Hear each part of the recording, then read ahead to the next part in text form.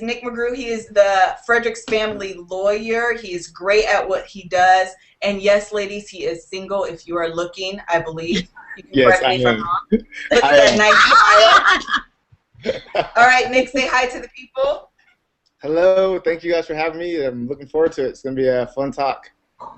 Definitely. And then, of course, I have my mainstay ladies with me. We will start with my box on the left, the two ladies that are looking mighty fierce. We have Miss Shari Lachelle and Sharice. Say hello. What hey, up? I'm giving shade early.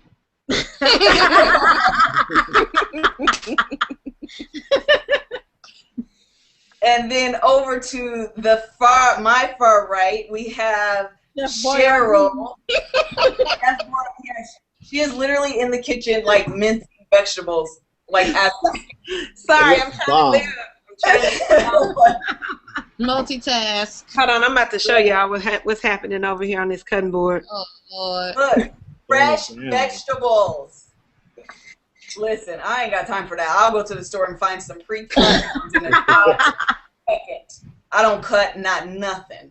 Okay, we are going to dive right in, and of course, mostly, I would think everybody knows, over the weekend, we got the verdict of the Zimmerman, the State versus Zimmerman trial, and I think it's safe to say that we were all outraged. I don't want to say that I was shocked because I don't know. I was telling Kev I thought he was going to be acquitted from the beginning, but even still, just the finality that he was acquitted was still, yeah, it was pretty rough still.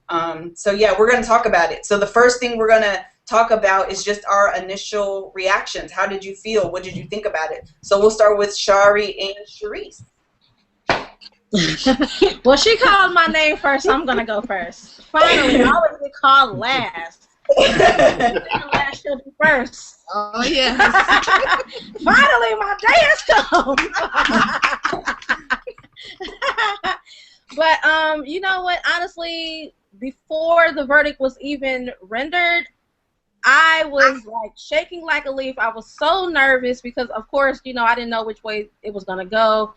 And I happened to be at my cousin's trunk party, so there were a lot of family members there, and we were all gathered in the living room. And, I mean, once they gave that verdict, you could hear a pin drop. Like, and I think all of our mouths were open. But for me personally, like, I was on the verge of tears because it was just unbelievable, you know, to think that even after everything was discussed and talked about, and some of the evidence that the prosecution gave, it was hard because to me, I just felt sorry, and I kind of am rambling, sorry, but I'm gonna stop. I'll get to that later. Sorry, y'all, I'm being long-winded. I ain't been on here in a minute. All right, give your initial reaction. Okay, well, I didn't get to watch the trial at all, but from what I knew, the information I had, I was shocked that the verdict was not guilty. I thought he would at least get manslaughter, so I was shocked. I was hurt. I was in tears. I was scared. I have an 11-year-old son, and I've been thinking about moving from Chicago because of all the violence that has been going on here. But after that, it felt like, what's the use? It doesn't matter where we go. Now, since Sharice said that, I'm going to say what I was going to say. Say it. Because my initial reaction was, you know, I just felt horrible for black men in America because to me, it was just a slap in the face, and it just really, you know, was shining a light on this is how they feel about black people in America, specifically black men. It's like there's no regard for life, and that to me was really hurtful. That's all. Okay, Nick, I'm gonna go to you last so you can segue into the next part. So, Sugar Ray, do you want to give your initial reaction? I sure do. I was at work, and I work in a public sector with people. Sorry. Y'all just forgive me for this. And I was delivering something to someone, and I got a text message in GroupMe from my family's GroupMe, and it said, "Did you all see the verdict? It's not guilty." And I literally almost burst into tears, but I was knocking on the door to give the person what they needed. So when I walked in their room, they happened to be African American as well, and they were just in disbelief more so than anything. I don't think I was shocked, but I was just hoping for a different outcome. Even though the reality was harsh, I still was hoping for a different outcome. And that's my take. Perfect. I'm going to give mine really quickly. I think on Twitter I said that I was sad, I was outraged, and I was hurt. I think were the words that I used, and I think that's exactly how I felt. Initially, I was sad. I think I didn't cry, and I'm a crybaby, but my eyes were definitely watery, and I was holding them back. And then I got angry, and then I was just hurt. I mean, it's like you're literally putting a value on this young man's life, and it was nothing. You can die, and no one is going to be held accountable for that. And that's hurtful. You know, similar to Sharice, I have 2 young boys, and you know, I don't even know what to say. I don't want to just let them go out into the world knowing that this is the world that we live in. I mean, it's just, yeah, it's heartbreaking. So we have Nick on the show, who again is a lawyer. He has passed the bar, practicing lawyer, all of that. He's all the way legit, y'all. And we have him on the show because we want him to give his perspective from a legal aspect. So he can first give his initial reaction, and then give us a legal aspect of the verdict, what the jurors were thinking, if you had the opportunity to look into that. Just anything you find valuable for us to know, where we may think with emotion and the law takes emotion out. It's very black and white, and that's what the jury had to go off of. So give us that, and then if you would, because some of us thought, you know, well, he should at least get somebody should be held accountable. Maybe not murder 2, because I didn't think it was murder 2 from the beginning. Maybe manslaughter, and he didn't get that. So explain to us the differences and why, you know, we now know that he was acquitted. So go ahead, Nick. All right, so I've got 2 takes. I've got my lawyer take, and then I guess I'll call it my human take. So for my initial reactions, I'll read you something that I was kind of writing today as I was just seeing everybody post all their different opinions and stuff. I wanted to just write down kind of how I was feeling. So I'll read you that, and that's kind of my reaction from my human side. It says, "When I was younger, my parents taught me that I had to act certain ways and couldn't do certain things.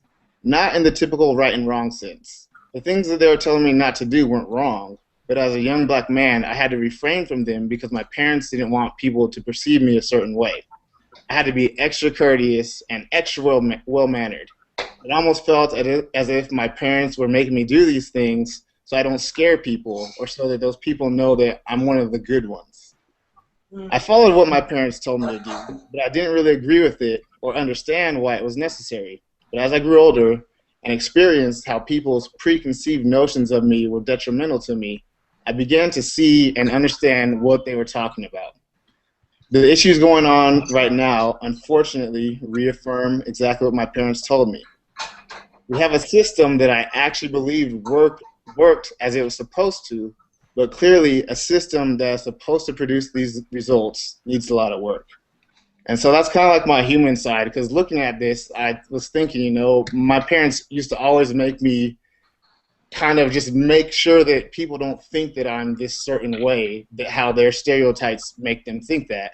But what's going on now kind of reaffirms other people's stereotypes, and might make some people think that their stereotypes are okay. And it's just, like you said, Liz, you have sons, and you know I'll have sons eventually, and I'm still kind of a young black man, and it brings a lot of concern to what can I do when I'm out in public? How do I have to be? How can I act? Where can I go? And this ruling is not settling for answering any of those questions. So that's my human side take on it. And then at the end, I said we have a system that I think actually worked how it's supposed to be, but it's flawed. And so I'll explain why I think it worked how it's supposed to be. And that's kind of my legal side coming in. So when you have a jury, you want a jury that comes in, everybody has their biases, but you don't want them specifically biased in one way against the case. So we all heard about this case in the media, and we heard a lot of different stories. But the jury's supposed to come in with a clean slate, not taking any of that into account. Now, I didn't get to watch the whole trial, but I saw the prosecution side, and the prosecution has the burden of proof.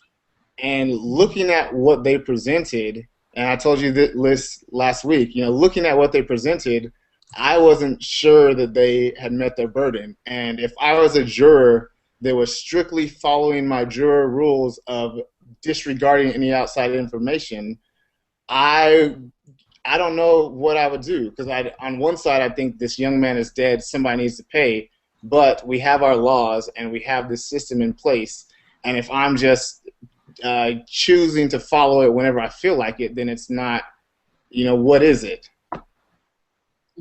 So from the legal standpoint, I do think that the system worked how it was intended to work. But with that said, if that is what the system is, we really need to make some changes. Agreed.